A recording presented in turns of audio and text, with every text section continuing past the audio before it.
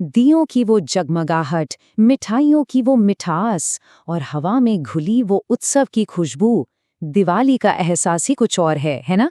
हम सब इसे रोशनी के त्योहार के नाम से जानते हैं। लेकिन कभी सोचा है कि क्या ये रोशनी हर किसी के लिए एक ही कहानी कहती है, या फिर इसकी एक ही लौ के पीछे हजारों साल पुरानी कई अलग अलग कहानियां छिपी हैं?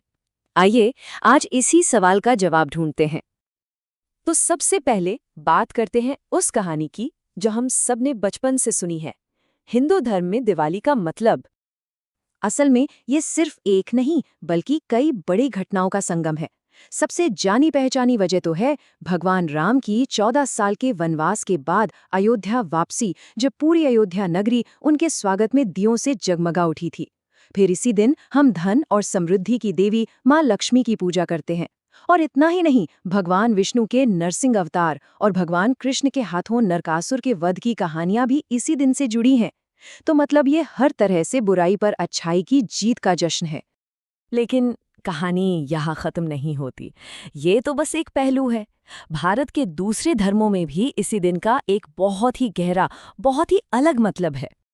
तो चलिए अब चलते हैं जैन धर्म की तरफ और देखते हैं कि उनके लिए दिवाली बाहरी रोशनी से कहीं ज्यादा अंदर के ज्ञान का प्रतीक क्यों है। जैन धर्म में दिवाली सीधी सीधी जुड़ी है निर्वाण से। अब ये निर्वाण क्या है? आसान शब्दों में कहें तो ये जन्म और मृत्यु के कभी न खत्म होने वाले चक्र से आजादी है, मतलब परम मोक्ष। तो बात है आज से हजारों साल पहले 527 ईसा पूर्व की। इसी दिन जैन धर्म के जो 24वें और आखिरी तीर्थंकर थे भगवान महावीर, उन्हें परम ज्ञान मिला, यानी निर्वाण की प्राप्ति हुई। और पता है, उनके अनुयायियों ने जो दिए जलाए वो बाहरी अंधेरे को दूर करने के लिए नहीं थे, बल्कि वो उस अंदर के ज्ञान के प्रकाश का जश्न मना रहे थे। अच्छा, अब एक और कहानी की तरफ चलते हैं। बौद्ध धर्म में ये दिन इतिहास के एक ऐसे मोड़ से जुड़ा है जिसने ना सिर्फ एक इंसान बल्कि एक पूरे साम्राज्य का दिल ही बदल कर रख दिया था। हम बात कर रहे हैं सम्राट अशोक की। कलिंग का वो भयंकर युद्ध याद है?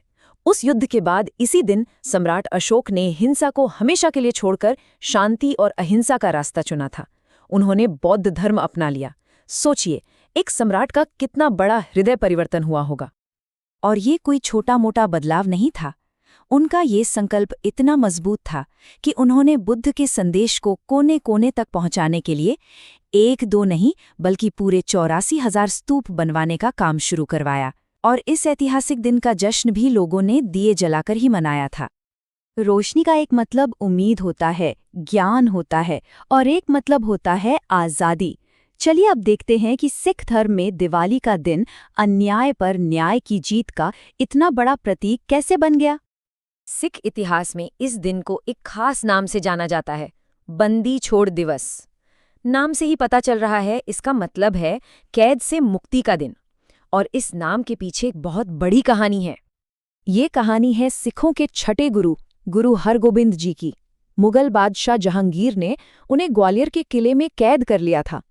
जब उनकी रिहाई का हुक्म हुआ तो गुरु जी ने अकेले बाहर आने से साफ मना कर दिया। उन्होंने कहा, मैं तभी बाहर आऊंगा जब मेरे साथ कैद ये 52 हिंदू राजा भी आजाद होंगे।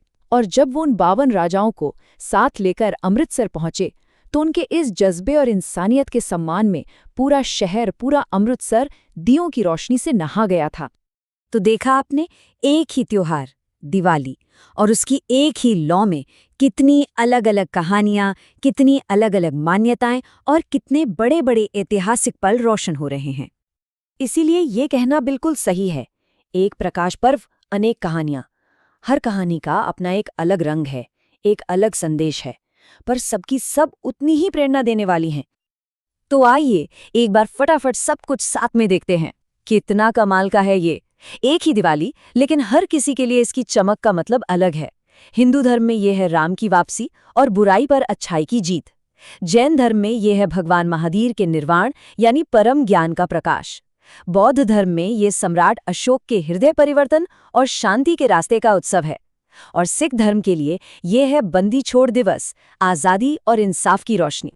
तो अगली बार जब दिवाली का कोई दिया जले तो एक पल के लिए रुककर जरूर सोचिएगा, उसकी लौ में सिर्फ तेल और बाती नहीं जल रहे, उसमें किसी के लिए उम्मीद की रोशनी है, किसी के लिए आज़ादी की और किसी के लिए ज्ञान की।